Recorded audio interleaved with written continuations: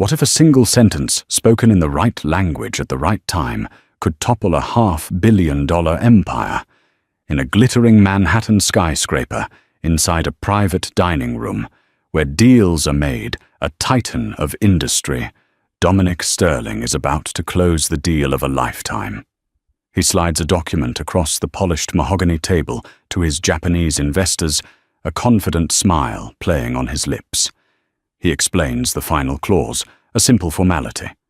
But just as the pen is about to hit the paper, a quiet voice from the corner of the room cuts through the air. It's the waitress, a young woman just there to pour the water.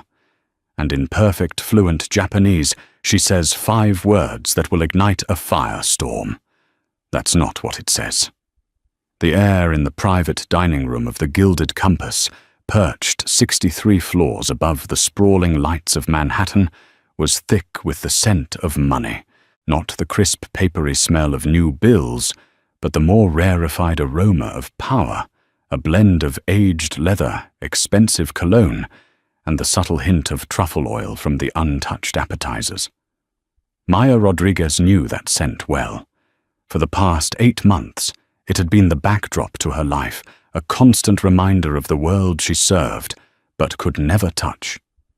Tonight the air was practically electric. The guest of honor was Dominic Sterling, the charismatic CEO of Auragen Innovations, a man whose face was plastered on magazine covers, lauded as a visionary, bringing clean, sustainable energy to the world. His smile was a weapon, his handshake a contract. Tonight he was using both to their full effect on his guests, a trio of executives from the Tanaka Corporation, a Tokyo-based conglomerate known for its cautious but colossal investments. At the head of their delegation was Mr. Kenji Tanaka, a man in his late 60s with a face as serene as a Zen garden and eyes that held the shrewdness of a hawk.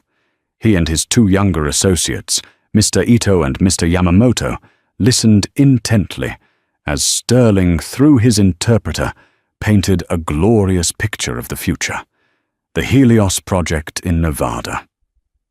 It's not just a solar farm, gentlemen, Sterling said, his voice a smooth baritone that commanded attention. It's a paradigm shift. Our patented energy storage solution will revolutionize the grid. Your investment of $500 million isn't just a purchase of equity. It's the key that unlocks a $1 trillion industry. Maya moved silently around the table, refilling water glasses with a practiced, almost invisible grace. Her uniform, a simple black dress with a starched white apron, was a cloak of anonymity. To these men, she was part of the furniture, a silent functionary. They didn't know that she had spent 4 years at Kyoto University on a full linguistic scholarship, that she could read and write 3 forms of Japanese script, that she had once dreamed of being a UN interpreter before her family's financial collapse had dragged her back home and into this life of servitude. She listened with one ear as she worked. The interpreter, a slick man in a suit a size too small, relayed Sterling's pitch in formal, if slightly stiff Japanese. Mr. Tanaka nodded, asking pointed questions about efficiency ratios and long-term maintenance costs, which the interpreter translated back to Sterling. The main course came and went, seared scallops and Wagyu beef that cost more than Maya's weekly salary.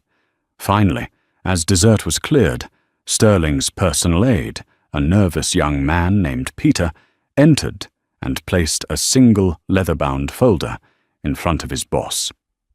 The climax. "Gentlemen," Sterling announced, his smile widening. "The final agreement. Everything we've discussed. All the projections, all the guarantees solidified." He opened the folder and pushed it towards Mr. Tanaka. "It's in both English and Japanese, of course. Our teams have been working on this for weeks." Mr. Tanaka and his colleagues leaned forward, their faces serious. They began to read the Japanese version on the right-hand side of the page. Maya was clearing the last of the dessert plates near Mr. Yamamoto when her eyes inadvertently flickered down to the document. It was dense, filled with legal kanji. But a particular clause in the final addendum, Section C, Paragraph 4, caught her eye. Sterling, ever the showman, decided to narrate the finale. Now, the final clause there, Section C, is just a standard liability transfer. It states that upon closing this deal, Origen assumes all operational control and naturally all profits generated by the Helios project from this day forward. A formality, really. The interpreter dutifully relayed this in Japanese. Saishu jokose setsu wa hyojun teki na sekinin iten desu.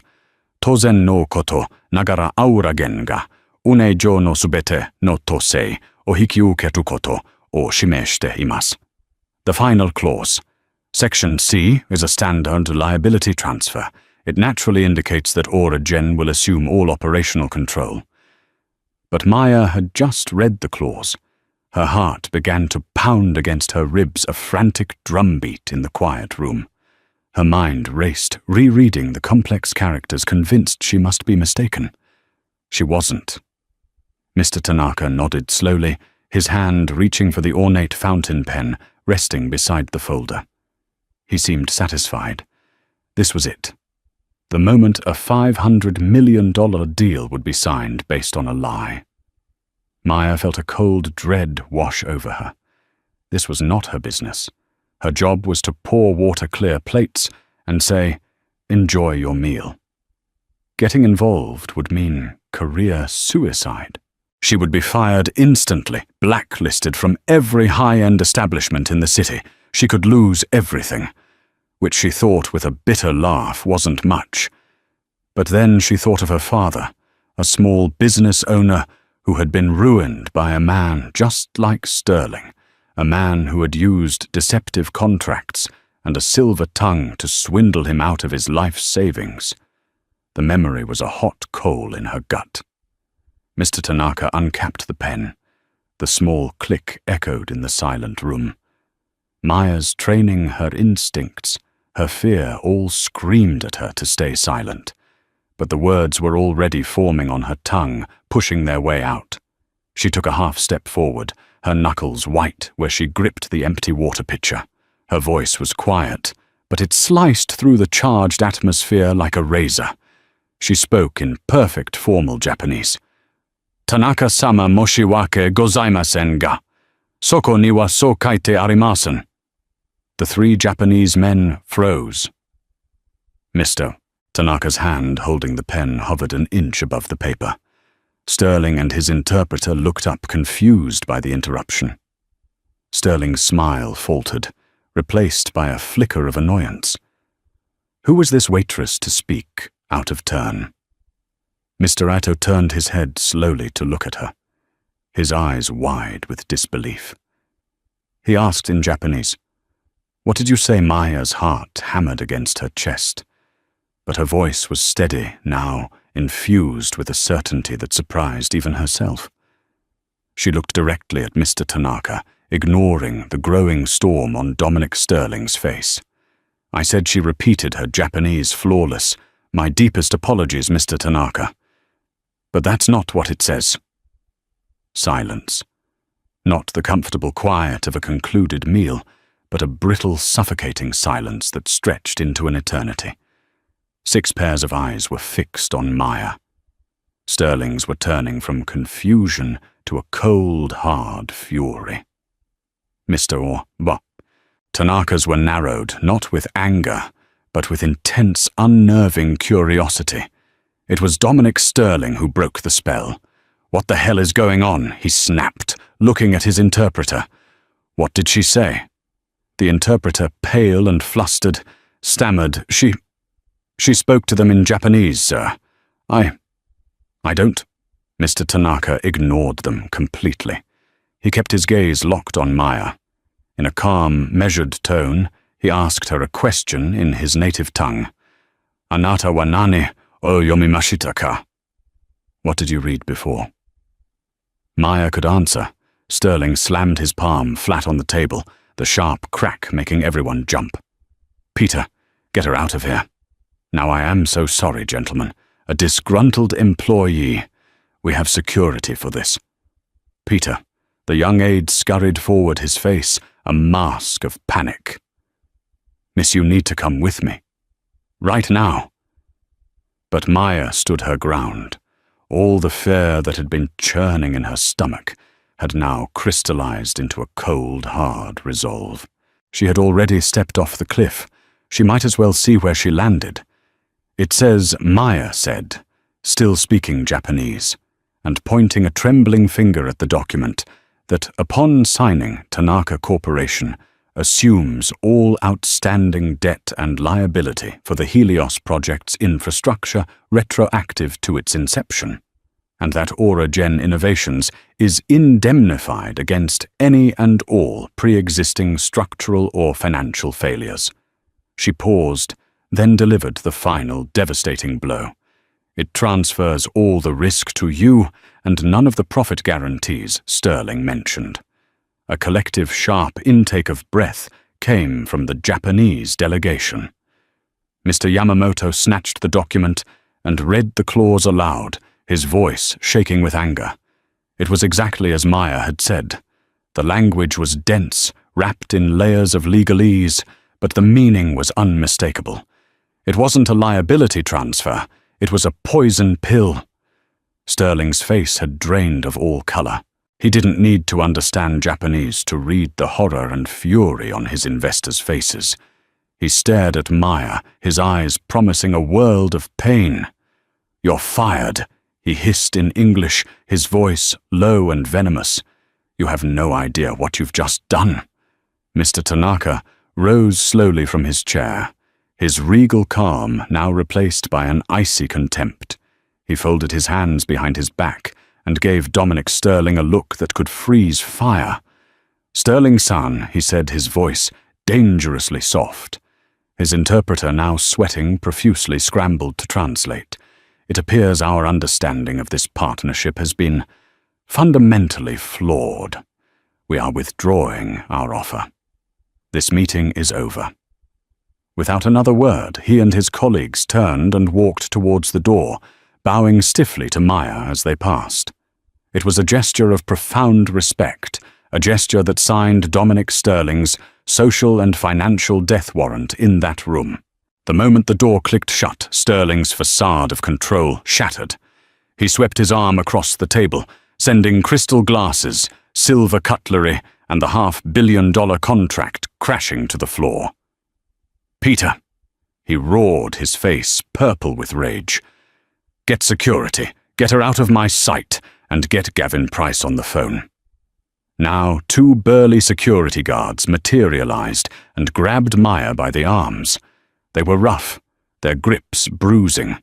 As they dragged her from the room, her eyes met Sterling's one last time. The look he gave her wasn't just anger. It was a promise that this was far from over.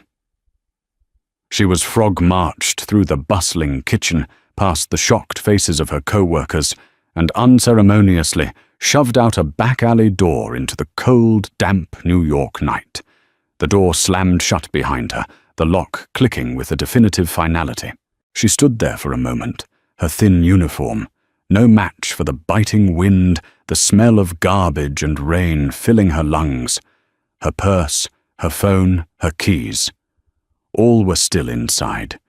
She had just saved a company from a $500 million scam, and all she had to show for it was the looming shadow of a ruined billionaire and the very real possibility that she had just destroyed her own life.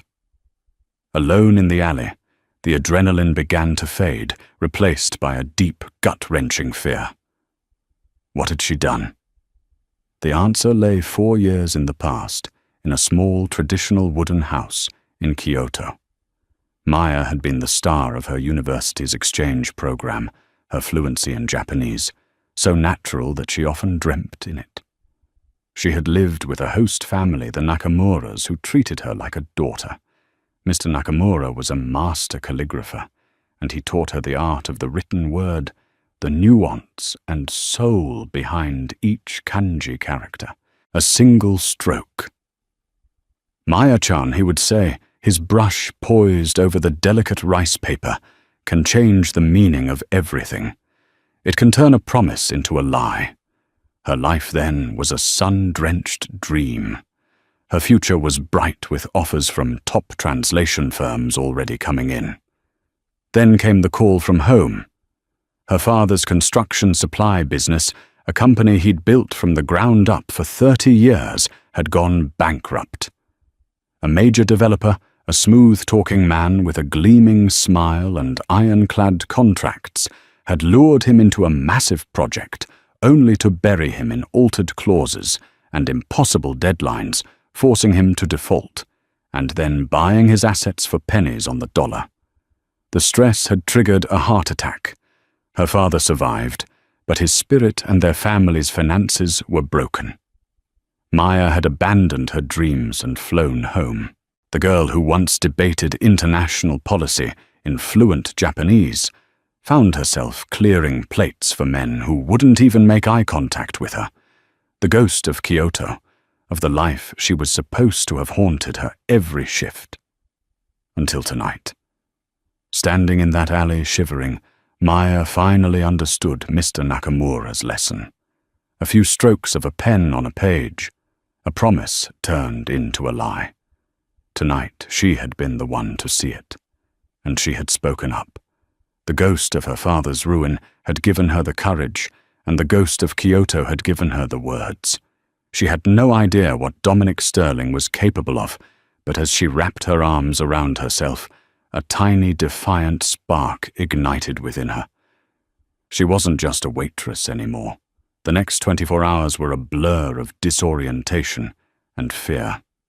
After a humiliating walk to a friend's apartment to borrow a phone and call her roommate Maya, finally got back to her tiny Brooklyn walk-up. Sleep was impossible. Every creak of the old building, every siren in the distance sent a jolt of panic through her. Dominic Sterling's face, contorted in rage, was burned into her memory. The following afternoon, her phone buzzed. It was a text from her former manager at the Gilded Compass. "Your personal effects are in a box at the service entrance. Do not come inside. Do not contact anyone here again." A second text followed. It was a wire service notification of a news alert. Aura-Gen Innovations and Tanaka Corp deal hits unforeseen snag. Sterling cites cultural misunderstandings. Cultural misunderstandings. The corporate speak was so bland, so sterile it made her sick. They were trying to bury it, to smooth it over.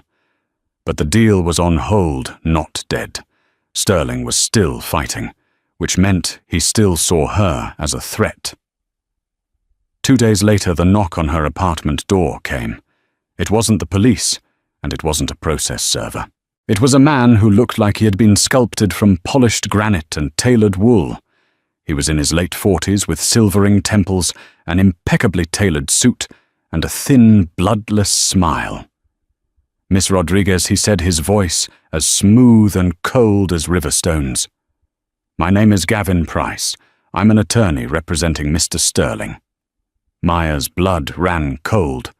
This was the man Sterling had called for, the fixer. "I don't have anything to say to you." She tried to close the door, but he inserted a polished leather shoe, blocking it. "I think you do," Price said, his smile never wavering. He wasn't pushing, but the quiet pressure was more menacing than a shove. "May I come in? It would be a shame to discuss your future on a public landing." Reluctantly, she let him in.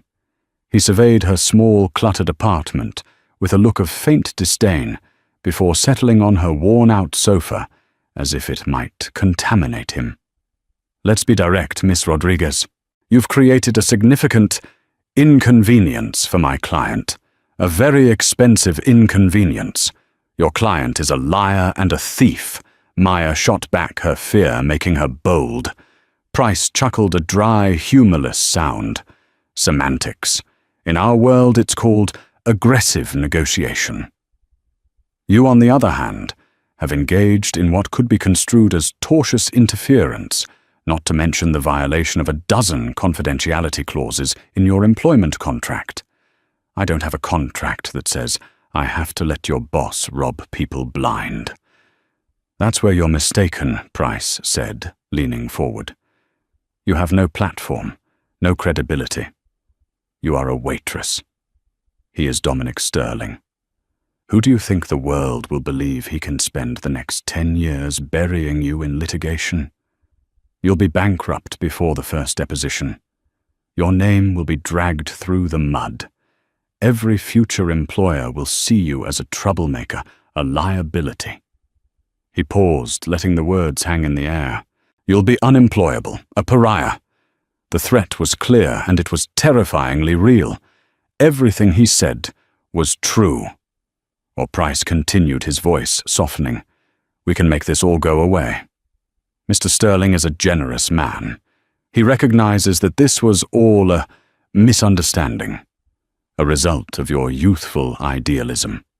He placed a thick manila envelope on her coffee table. Inside is a severance agreement and a cashier's check for $250,000. Maya stared at the envelope. $250,000. It was more money than she had ever seen. It could solve everything. It could pay off her family's remaining medical debts, get her out of this shoebox apartment, let her finish her degree. It was a ticket back to the life that had been stolen from her. All she had to do was sign a piece of paper. A non-disclosure agreement, a retraction of her statement, a promise to disappear. "The agreement simply states that you misread the document," Price explained calmly. "That you were mistaken, and you regret the confusion you caused. You sign it, you take the money, and you never speak of this again. You get to start over. A clean slate."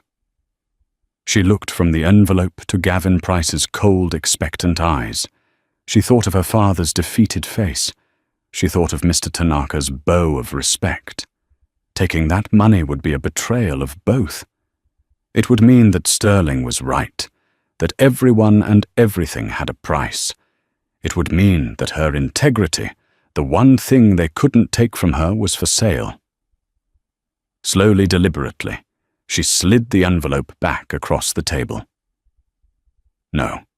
Price's smile finally vanished. The mask of civility dropped, revealing the predator beneath. "You are making a grave mistake, Miss Rodriguez.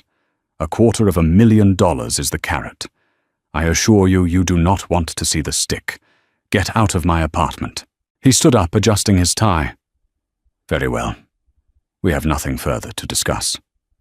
He walked to the door, then paused with his hand on the knob. "A word of advice.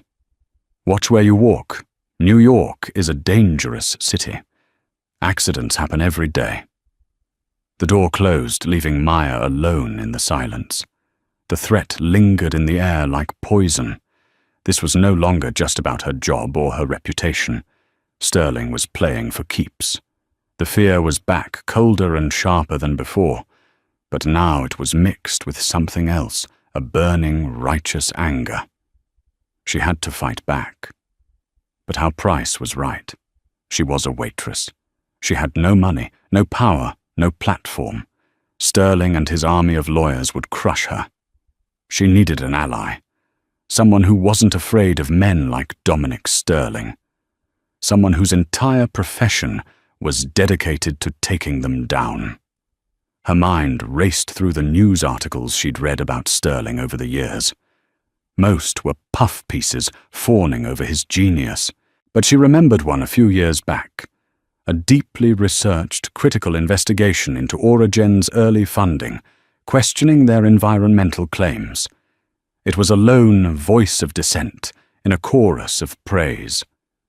The byline was a name she had committed to memory, at the time, impressed by the writer's tenacity: Robert Chen, an investigative reporter for the New York Chronicle.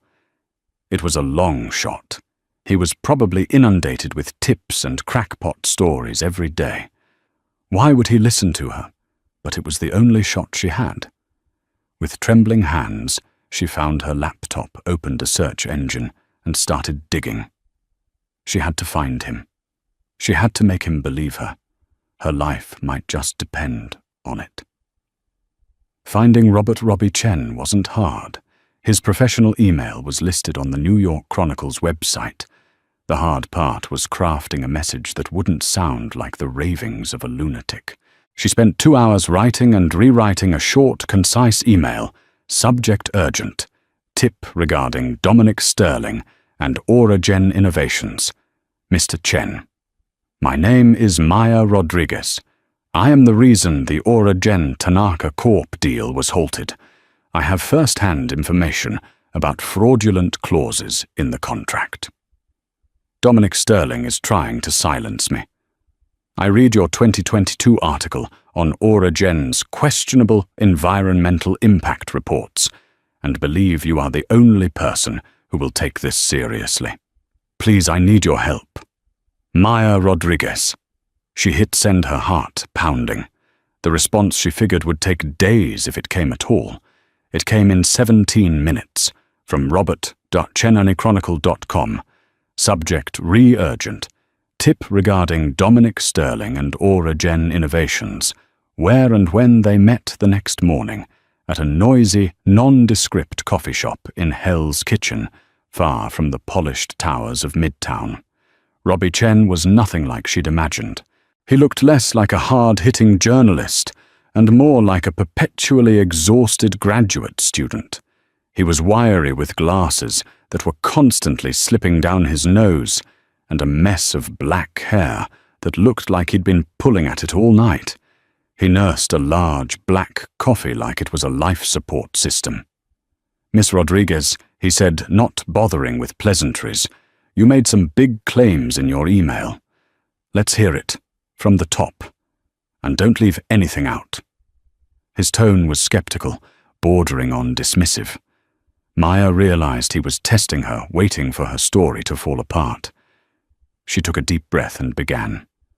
She recounted every detail of the dinner at the Gilded Compass, the atmosphere, Sterling's speech, the exact wording of the clause. She'd read the reaction of Mr. Tanaka Sterling's violent outburst and being thrown out into the alley. Then she told him about Gavin Price, the visit, the $250,000, offer, the veiled threats. As she spoke, she watched Robbie's face. He was listening, but his expression remained unreadable. He didn't take a single note. When she finished, he took a long sip of his coffee. Okay, he said. So let me get this straight. You, a waitress, happened to be fluent in legal Japanese, happened to be in the room for a $500 million deal, and happened to spot a poison pill clause that everyone else missed. Yes, Maya said, her voice firm. That's what happened. And now Sterling's top lawyer, Gavin Price, and trust me, I know who he is, personally visited you to offer you $250,000 in hush money, which you, a person who probably makes less than 40 grand a year, turned down out of the goodness of your heart. I didn't do it for free, Maya retorted, a flash of anger cutting through her fear. I did it because it was the right thing to do. My father was ruined by a man like Sterling.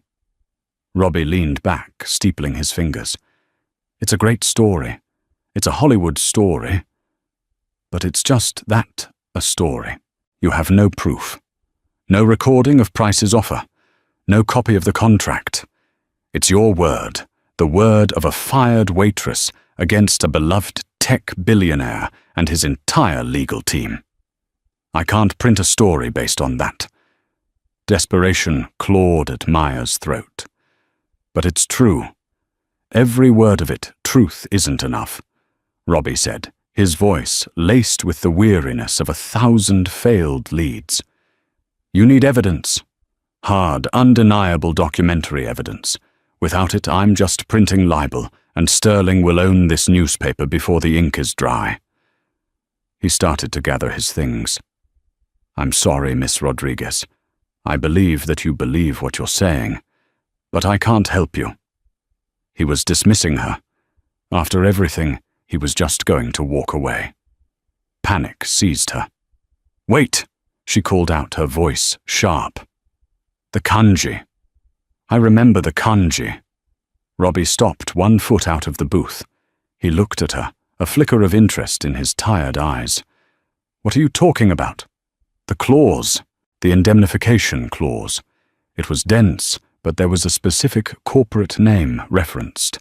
It wasn't Origin. She closed her eyes, picturing the document, the elegant, complex strokes of the characters Mr. Nakamura had taught her to appreciate. It was something like Kagemusha. Kagemusha Holdings, LLC. She scribbled the characters on a napkin, for him, Kagemusha. It means shadow warrior, in Japanese, she explained. A decoy or a body double. I remember thinking it was an odd name for a holding company. Robbie stared at the napkin. He pulled out his phone and typed the name into a search engine. His cynical demeanor began to crack, replaced by the focused intensity of a predator catching a scent. Kagemusha Holdings. El Sisio, he muttered, scrolling. Registered in Delaware 6 months ago. No listed officers, just a registration agent. It's a ghost company, a shell corporation. He looked up at Maya, and for the first time, she saw a glimmer of belief in his eyes. It wasn't much, but it was a start. A random waitress wouldn't just invent the name of a specific obscure shell corporation and its correct Japanese translation. This isn't proof, Robbie said, his voice, now lower, more conspiratorial. But it's a thread. A very interesting thread. If Sterling was transferring liability for the Helios project, he had to transfer it to something. If Kagemusha Holdings is that something, and we can link it back to him. He sat back down, his coffee forgotten. He pulled a small notepad and a pen from his jacket. Okay, Maya, he said, and the use of her first name felt like a victory. Let's go back to the top. Tell me everything again. And this time he clicked his pen. I'm taking notes. For the next 2 hours the coffee shop faded away. It was just the two of them, a fired waitress and a cynical reporter piecing together the first fragments of a conspiracy. Maya provided the key, the memory of a single word. Robbie, with his years of experience investigating corporate malfeasance, knew which doors that key might unlock. He explained that the Helios project was Sterling's flagship. Origen's stock price was entirely dependent on its success. If there was a fundamental flaw with the project, and Sterling knew about it, he'd have a $500 million motive to pass the liability to an unsuspecting investor before the whole thing collapsed. Kagemusha Holdings was the vehicle for that toxic debt. This is bigger than just a fraudulent contract, Robbie said, a grim excitement in his voice. This is securities fraud, a massive criminal deception. If we can prove this, we can burn his entire empire to the ground. He looked at her, his expression serious. But I need to be clear. If we do this, if we start pulling on this thread, Sterling and his people will come after us. Not just with lawyers, but with everything they've got. They'll dig into your life, your family, your past. They will try to destroy you, to discredit you. Are you ready for that? Maya thought of Gavin Price's cold eyes and his thinly veiled threat. They were already coming for her. Her only choice was whether to hide or to fight. I'm ready, she said, her voice not wavering. What's our first move? Robbie smiled, a true, genuine smile this time. Our first move, he said, tapping the napkin with the Japanese characters, is to find out what our shadow warrior is hiding. The hunt began. Robbie's newsroom at the Chronicle became their war room, a cluttered space smelling of stale coffee and old paper that felt safer than Maya's apartment. Robbie worked his sources, diving into the labyrinthine world of corporate registrations and financial filings. Maya, meanwhile, became his secret weapon. Her linguistic skills and eidetic memory for the contract's details were invaluable. Their first target was Kagemusha Holdings, LLC. As Robbie had discovered, it was a Delaware shell corporation, making it notoriously difficult to trace its ownership. "It's a black box," Robbie explained, pointing to a complex diagram he'd drawn on a whiteboard. "Delaware law allows for near total anonymity, but someone had to file the paperwork. Someone had to pay the registration fees. There's always a trail. It's just faint. He spent days on the phone, calling in favors from old contacts, from disillusioned paralegals to bitter ex-regulators. The initial trail led to a corporate services firm in Wilmington, a company that existed solely to act as a registered agent for thousands of such shell companies. It was a dead end. Frustration began to set in. Maya felt a growing sense of dread. What if this was all for nothing? What if Sterling was too smart? His tracks, too well covered, Gavin Price's threat echoed in her mind. Every time she walked down the street, she found herself looking over her shoulder. One evening, while poring over Aura Jen's quarterly reports, dense, mind-numbing documents Maya was helping to cross-reference, she noticed a footnote. It mentioned a one-time consulting fee of $2.5 million paid to an entity called Argent Advisory Group for geological surveying and risk assessment related to the Helios project. "Robbie, look at this," she said, pointing to the line item. "Argent Advisory. Does that name mean anything to you?" Robbie's eyes lit up. Argent. Silver. Like sterling silver. Dominic is an egomaniac.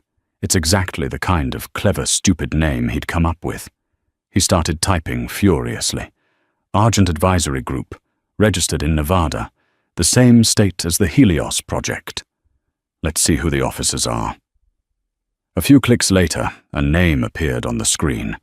The sole managing partner of Argent Advisory Group was listed as Gavin Price. "Bingo," Robbie whispered. "Sterling is using his own lawyer's firm to pay himself a consulting fee from his own company. It's a classic way to siphon money out." But why, what risk was he assessing?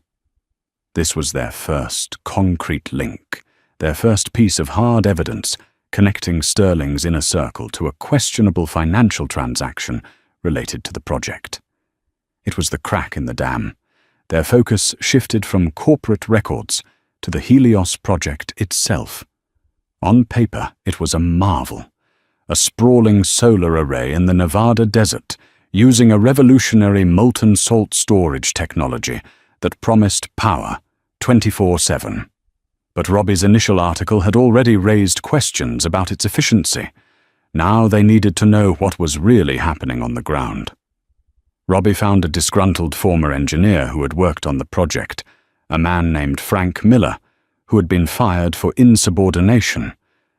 After a series of encrypted emails, Frank agreed to a video call, his face pixelated and his voice disguised. "The project is a lemon," Frank's distorted voice crackled through the speaker. "The storage tech. It never worked as advertised. The salt crystallizes at lower than expected temperatures. We had containment breaches, massive corrosion. The maintenance costs are astronomical. It's a money pit, not a power plant." "Can you prove this?" Robbie asked, his heart racing. "I signed so many NDAs I can't even sneeze without getting sued," Frank said.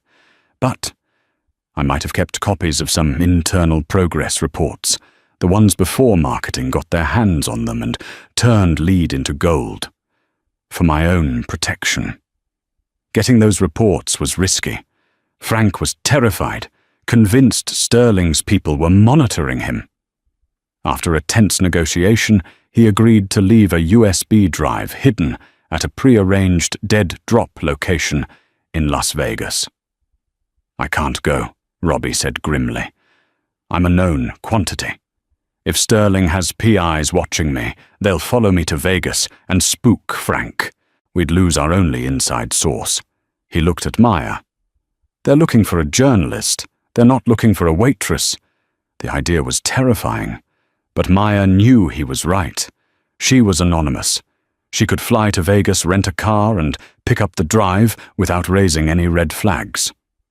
2 days later, She was driving a rented Hyundai through the shimmering heat of the Nevada desert. Following Frank's cryptic instructions, she found a dusty abandoned gas station off a lonely stretch of highway. Taped to the underside of a rusty old tire behind the station was a small plain envelope. Inside was the USB drive. Back in her cheap motel room, she plugged the drive into her laptop, her hands shaking. It was a treasure trove. Dozens of internal reports, emails, and technical readouts, all detailing the catastrophic failures Frank had described. They had been deliberately falsifying their public reports to shareholders and investors. The Helios project wasn't just underperforming. It was a complete and utter fraud. The $500 million from Tanaka Corp wasn't for expansion. It was a desperate cash infusion to plug the financial holes, and more importantly, to transfer the ticking time bomb of liability before it exploded. Kagemusha Holdings was the legal entity they'd created to secretly hold all the project's toxic debt. The plan was to have Tanaka Corp assume liability from Kagemusha in the fine print, thinking they were dealing directly with Aura Gen. Maya immediately encrypted the files and sent them to Robbie. His reply came moments later. "We've got him. We have the motive, the method, and the proof. Sterling is finished." A wave of relief washed over her, so powerful it almost brought her to her knees. They had done it. But her relief was short-lived. As she was packing to leave for the airport, there was a sharp knock on her motel room door. She froze. It was late. She wasn't expecting anyone.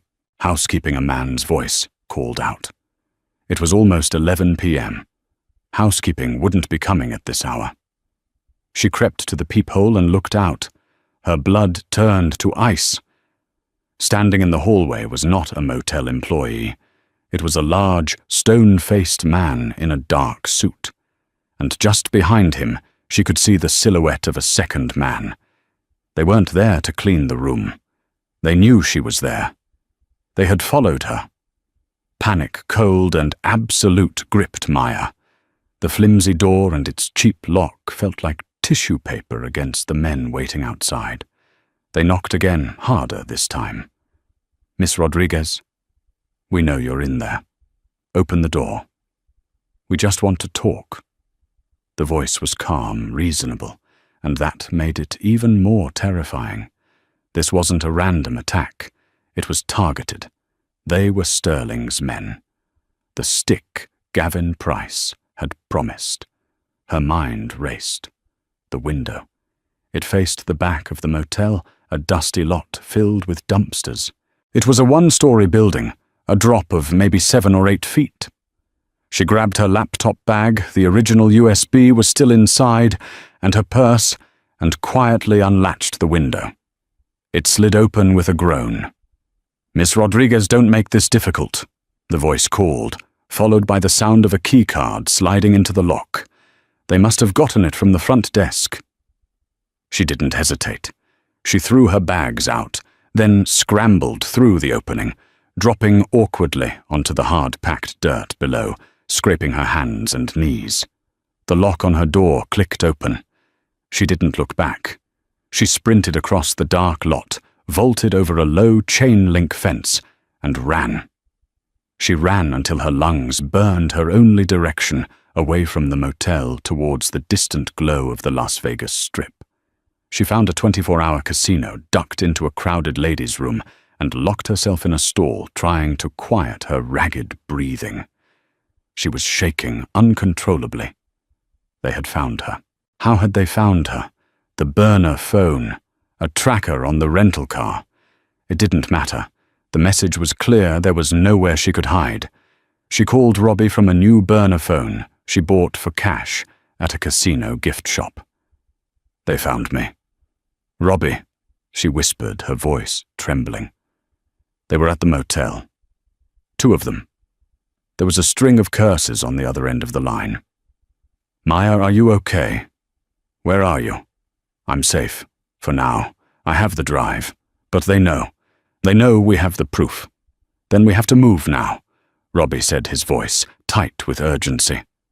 Before they can bury it, or us. Sterling is holding a press conference tomorrow morning at Gen Tower. He's going to announce a restructured deal with a different investment group to create a bidding war and pressure Tanaka. He's trying to control the narrative. We're going to hijack it. What are you talking about? I'm publishing the story tonight. Online. Everything. The shell company, the fraudulent reports, Frank's testimony. It'll go live at 5 a.m. Eastern. By the time Sterling steps up to that podium, the world will know he's a fraud. And you and I are going to be there. Go there. Are you insane? His men are actively looking for me. It's the safest place for you to be, Robbie countered. In public. In a room full of cameras and journalists. They can't touch you there. We're not just going to expose him with an article. We're going to confront him. Face to face. The plan was audacious, reckless, and utterly terrifying. It was also their only move. Sterling had cornered them. The only way out was to charge straight ahead. Maya spent the night on a bus back to Los Angeles, then took the first red-eye flight to New York's JFK, buying her ticket under a different name with cash. She landed as the sun was rising over Queens, exhausted and running on pure adrenaline. She met Robbie outside the Chronicle building. He looked like he hadn't slept in a week, but his eyes were blazing with a fierce light. "It's live," he said, showing her his phone. The headline was stark. Aura Bogus Investigation Reveals Billionaire Dominic Sterling's Green Energy Empire is a $500 million house of cards. The story was exploding online. By the time they took a taxi to Midtown, it was the #1 trending topic on Twitter. They walked into the gleaming, cavernous lobby of Gen Tower. It was swarming with reporters and camera crews, all buzzing about the bombshell report. No one paid any attention to the tired-looking journalist and the young woman in a simple, nondescript dress. They were invisible in the chaos they had created. The press conference was in a large auditorium. They found 2 seats in the back as the room filled up. Maya's heart was a trip hammer against her ribs. Then she saw them. Across the room near the stage stood Gavin Price, his face a thundercloud, and flanking the exits were the 2 men from the motel in Nevada. They were scanning the crowd, their eyes like searchlights. A few minutes later, a murmur went through the room. On the other side of the auditorium, a small, quiet delegation was being shown to a reserved row of seats. It was Mr. Kenji Tanaka and his 2 associates. They had flown back to New York. Robbie must have tipped them off. Tanaka's face was unreadable, but his presence was a statement. He was here to witness the fallout. The lights dimmed. A hush fell over the crowd. And then Dominic Sterling walked onto the stage. He looked flawless in a dark, tailored suit, his famous smile firmly in place. But Maya could see the tension in his jaw, the faint sheen of sweat on his brow. He was a performer, and this was the performance of his life. He tapped the microphone. "Good morning," he began, his voice smooth as ever. "I know there are a lot of unsubstantiated rumors flying around this morning based on a piece of journalistic fiction. But I am here to talk about the future." He launched into his speech, a masterclass in deflection and corporate spin. He never mentioned the Chronicle article by name, but he dismissed its anonymous sources and misinterpreted data. He talked about vision, about innovation, about changing the world. He was trying to brazen it out, to use his immense charisma to make the truth itself seem like a lie. Reporters were already shouting questions, but he ignored them. "And I am thrilled to announce," he said, raising his voice, "that we have secured a new round of anchor funding that—" That's when Robbie stood up. "Mr. Sterling," he shouted, his voice cutting through the room. "Robert Chen from the New York Chronicle. Is it true that the Helios project has experienced over a dozen containment breaches due to salt crystallization, a fact you deliberately omitted from your SEC filings? The room erupted. Sterling's smile tightened. We don't respond to baseless allegations from failing newspapers. Then maybe you'll respond to a primary source, Robbie shouted back. He looked at Maya and nodded. This was the moment. Her legs felt like lead, but she forced herself to stand. All the cameras in the room swiveled towards her. The men at the exits tensed, but they couldn't make a move in front of hundreds of witnesses. Sterling stared at her. For a split second, his mask of composure slipped. His eyes widened in disbelief and fury. He couldn't believe she would have the audacity to show up here. Mr. Sterling, Maya said, her voice shaking but clear. She didn't need a microphone. The silence in the room was absolute. My name is Maya Rodriguez. We met at the Gilded Compass. You tried to have my boss fire me. She let that hang in the air for a moment, then turned her gaze to Mr. Tanaka. She bowed her head respectfully, and then began to speak in fluent, powerful Japanese. Tanaka-sama, kono hito wa anata ni uso wo tsuita. だけでなく私に賄賂を渡そうとし私の命を脅かしました。Mr. Tanaka, this man not only lied to you, he tried to bribe me, and he threatened my life. She held up a small USB drive, a copy of the one from Nevada. これが証拠です。Helios Project が失敗であることを示す彼の内部報告書。This is the proof. His own internal reports, showing the Helios project is a failure. A gasp went through the Japanese delegation. Mr. Tanaka rose slowly to his feet, his eyes fixed on Sterling. The cameras flashed, capturing the silent, devastating judgment on his face. Dominic Sterling stood frozen on the stage, the spotlight shining on him. His smile was gone, replaced by the pale, slack-jawed expression of a man who had just watched his entire world burn down around him on live television. The king was naked, his empire exposed, as a fraud not by a rival corporation or a government agency, but by a waitress he had deemed invisible. The trap had been sprung, and he was the one caught inside it. The press conference devolved into chaos, as reporters surged towards the stage, shouting questions at the stunned Dominic Sterling federal agents from the SEC and the FBI, who had clearly been alerted by Robbie's article, entered the auditorium.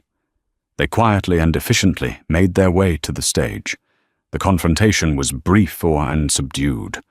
They showed Sterling a warrant, and the billionaire visionary, the man on the magazine covers, was calmly escorted off the stage and out a side door, his face a pale mask of ruin. The cameras captured it all. Gavin Price was intercepted and detained near an exit, his composure finally cracking as he was read his rights. In the ensuing storm, Maya and Robbie slipped out a back entrance. The cool city air felt shockingly fresh. The adrenaline that had sustained Maya for days began to drain away, leaving a profound, bone-deep exhaustion in its place. It was over. The weeks that followed were a whirlwind. The fall of Origen Innovations was swift and spectacular. Its stock plummeted to zero and was delisted. The revelations from the Helios papers, as the media dubbed the contents of the USB drive, triggered multiple investigations. Lawsuits from shareholders who had been duped for years piled up. Dominic Sterling, facing charges of securities, fraud, wire fraud, and conspiracy, was released on a historic bail. His assets frozen, his empire dismantled. Maya became an unwilling celebrity. Her face was everywhere. News outlets clamored for interviews offering her huge sums of money. She turned them all down. She wasn't a hero or a whistleblower in her own mind. She was just someone who had done what was right, haunted by the memory of her father's loss. She gave her official testimony to the FBI, handing over the original USB drive, and walking them through every detail she remembered. Her fluency in Japanese and her precise memory of the fraudulent contract made her the prosecution's star witness. A month after the press conference, she received a formal letter on heavy cream-colored stationery embossed with the logo of the Tanaka Corporation. It was a personal invitation from Mr. Kenji Tanaka to meet him for tea at his hotel. She went nervous and unsure what to expect. She found him not in a stuffy boardroom, but in a quiet suite overlooking Central Park. He greeted her with a deep, respectful bow. "Miss Rodriguez," he said, speaking in Japanese. "Once again you have my deepest gratitude. Your courage saved my company from a catastrophic error, but more than that, your integrity was a light in a very dark room." They talked for over an hour. He didn't ask about the investigation. He asked about her studies in Kyoto, her family, her dreams of being an interpreter. "A person of your character and skill should not be pouring water for men like Dominic Sterling," he said finally. He slid a business card across the table. "The Tanaka Corporation is expanding its U.S. operations. We need a liaison, a consultant who understands both American and Japanese culture and language at the deepest level. Someone we can trust implicitly. The position is yours if you would have it." He named a salary that made Maya's head spin. But it was his next words that struck her heart.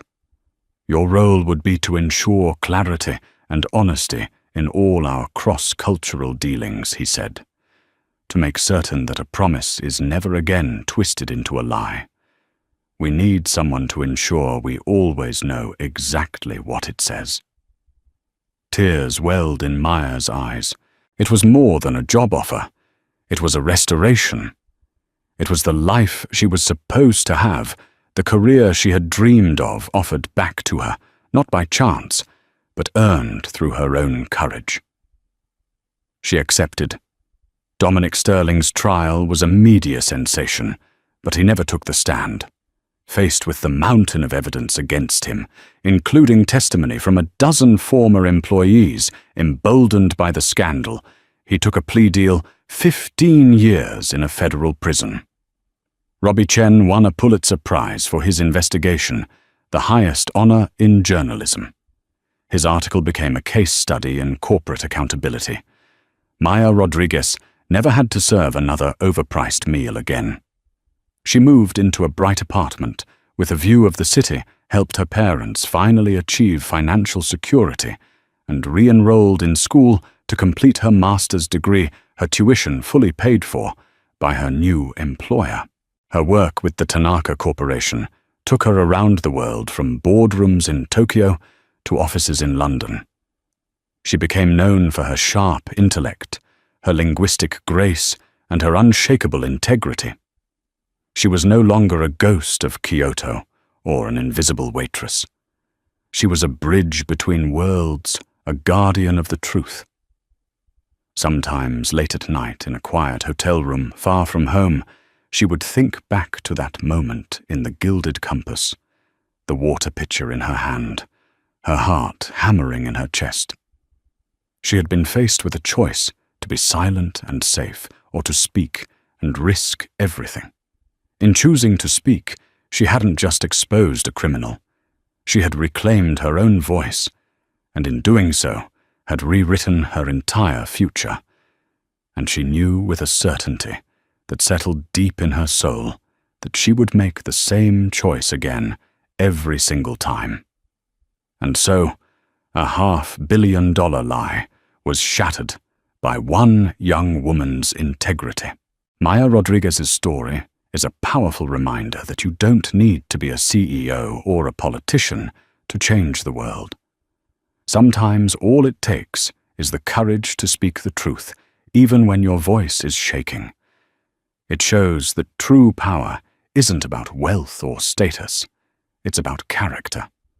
In a world full of Dominic Sterlings who rely on us being too intimidated or too distracted to look closely, Maya's actions challenge us all to pay attention to trust our instincts and to never underestimate the impact a single brave voice can have. What did you think of Maya's incredible story? Do you think you would have had the courage to do what she did? Let us know your thoughts in the comments below. And if you were inspired by this story of justice and bravery, please hit that like button, share it with your friends, and make sure you subscribe to our channel for more true stories that will leave you breathless. Thanks for listening.